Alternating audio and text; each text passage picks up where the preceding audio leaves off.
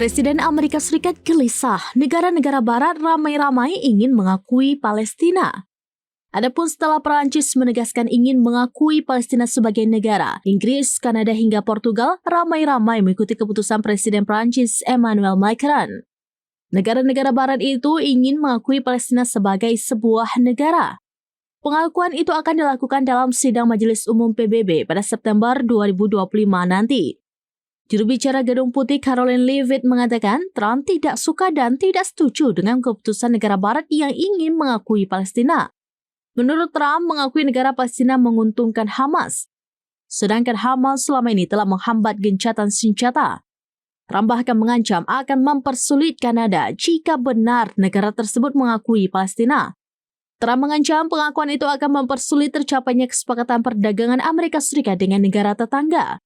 Dilansir dari AP News, ancaman Trump tersebut merupakan cara terbaru yang ia gunakan untuk memanfaatkan perang dagang guna memaksa negara-negara lain.